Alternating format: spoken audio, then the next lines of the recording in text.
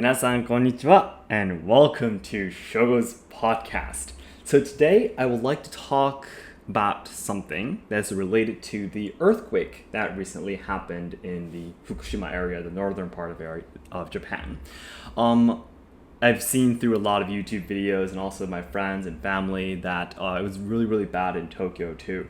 Especially because I'm subscribed to Abroad in Japan. Did you guys see Abroad in Japan's video where he shows the studio that he had, was completely destroyed by the earthquake, and it was very, very scary to watch that. Fortunately, it's a little bit weird to say fortunately, but Kyoto was not affected.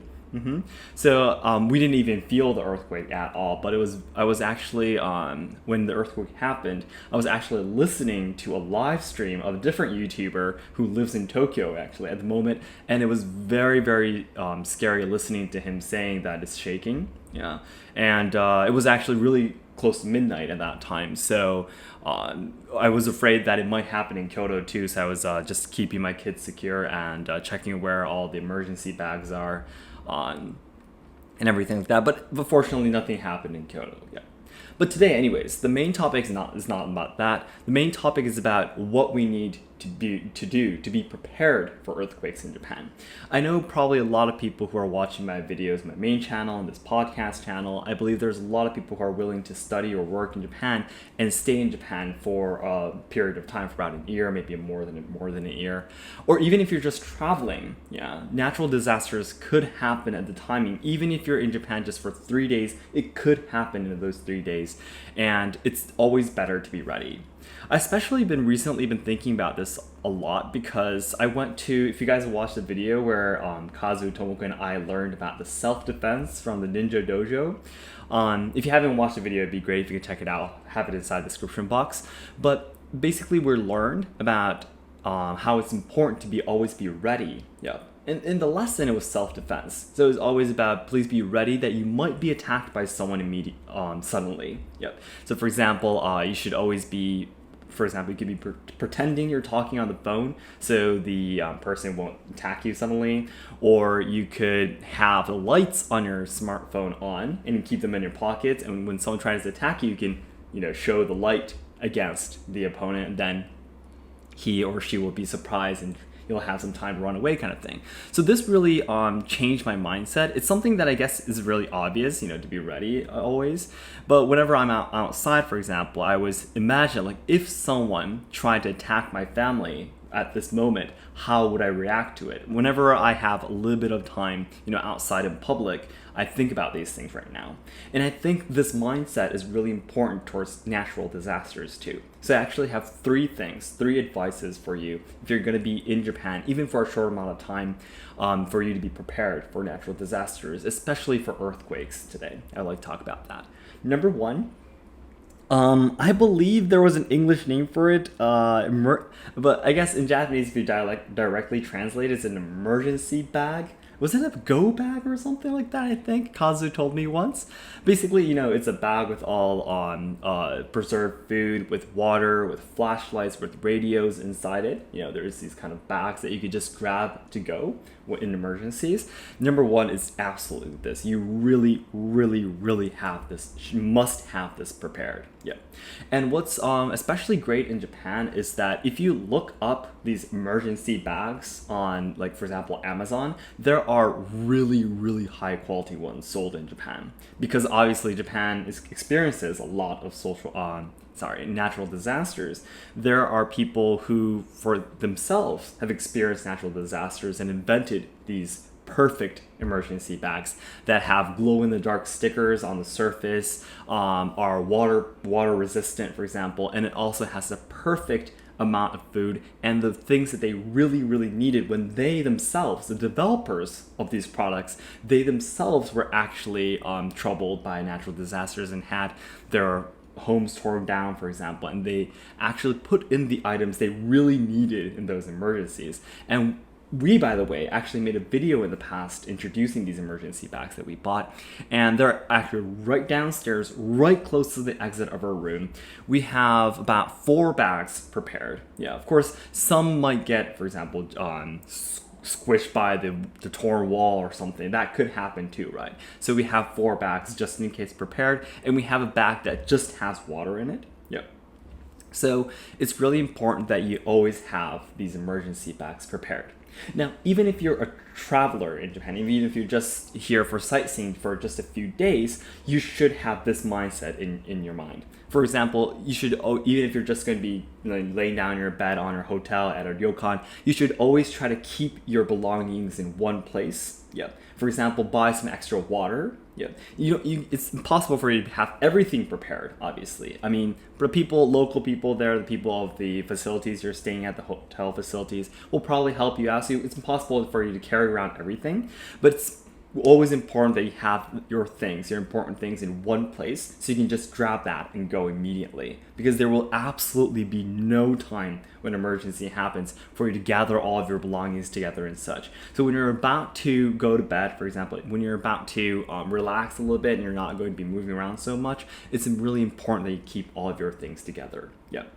And number 2 and number 3 are for people who are going to be living in Japan and staying in Japan for a long period of time. Even if you are not going to be staying in Japan, it'd be great if you have any friends or family who are going to be working or studying in Japan. It'd be great if you can share this information with them. But number 2 is it's really important how you build your house. Prepare your furniture and things like that.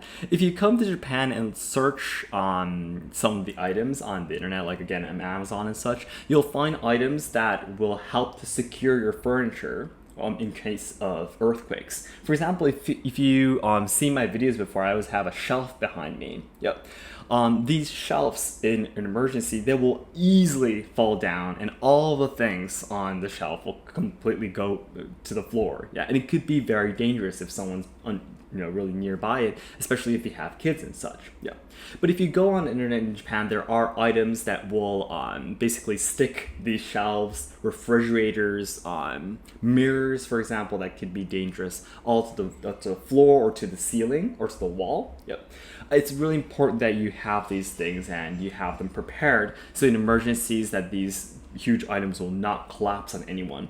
And a lot of lives that get lost during earthquakes in Japan do get lost by these things. For example, there are broken glasses. For example, something that came off from the shelf was pointy, was sharp, for example, and refrigerators would obviously take away the lives of small children if they comes collapsing against them. Yep. So that's number 2. That's number 2. Very, very important. It's really simple. You just look it up to secure your furniture for natural disasters, and there'll be a lot of information about that too. Yeah. And number 3, every local district, any ward in Japan will have an evacuation point, that designated evacuation point. It could be like the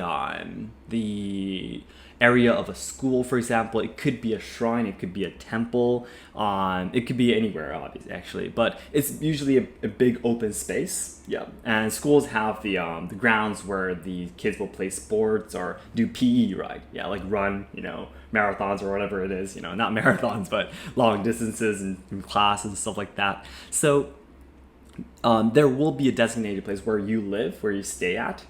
This number 3 actually could be for people who are staying for just a short amount of time too. Yeah, even if you're staying at a hotel, there will obviously be a designated place where you can evacuate to.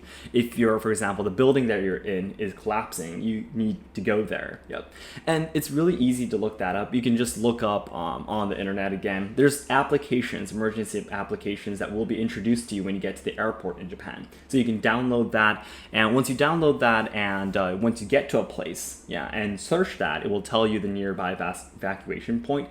So that's really, really important too. Yeah. So 3 things. Yes. Always be prepared to get ready to go anytime. If you're staying in Japan for a long time, emergency bags are important. If it's a short-term stay, keep all of your belongings together as much as possible with you.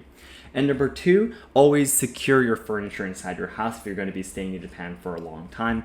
Tables, refrigerators, mirrors, shelves, everything. It's best to keep them against the wall and attach them there so it doesn't fall down during earthquakes. And number 3, always check where the nearest evacuation point is from your house or from where you're staying. staying at. Yep. Usually it's a school or a shrine that has a big open space, and it's all definitely in walking distance, so it won't be very far away. So you can take your things there and you can evacuate there, and you'll definitely be guided by the local people there, so you'll be safe from there if you're able to get there.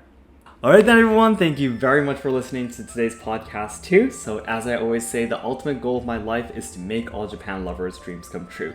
So I know that there are a lot of people who are hoping to come to Japan to study or work and also train our traditional culture, as we just talked about today, right?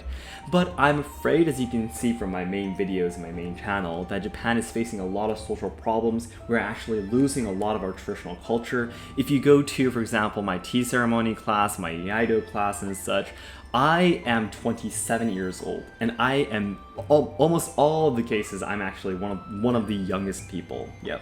Mainly the main population is about, I don't know, more than 50 years old and such. So the traditional culture in Japan is definitely going lost. Yep. And also the younger generations who are supposed to be carrying on these things about Japan are dying because of all the social issues being shoved against them. Yep. So I really want to dedicate my whole life to try to make Japan a better place for everyone, for future generations, to make their dreams come true. I don't want anyone to think, oh wow, Japan looks like a great country, I want to go here someday, I want to learn this, I want to see this, and then their parents tell them, oh, I'm really sorry, but Japan doesn't exist anymore. There used to be this country that is called Japan, but it seems they don't have that culture anymore. They don't have that scenery anymore. That would be really, really sad, and I don't want that to happen. So I want to dedicate my whole life to trying to make everyone's dreams come true in the future through all my business and activities. Yep. And to do that, my first step, as everyone knows, is to achieve 1 million subscribers by January 2023 on my main channel. So all your likes and comments will help to boost my videos to more viewers who have never seen my video before, so it'd be great if you can help me out. Okay, then everyone, thank you so much for listening to today's podcast too, and I really, really, really wish for everyone's safety. And natural disasters will always happen again in Japan, so all we can do is to be prepared. Yeah, but we can be prepared, so I think it's best that we always are prepared for it. Yeah. All right, then thank you so much for listening, everyone. Bye bye.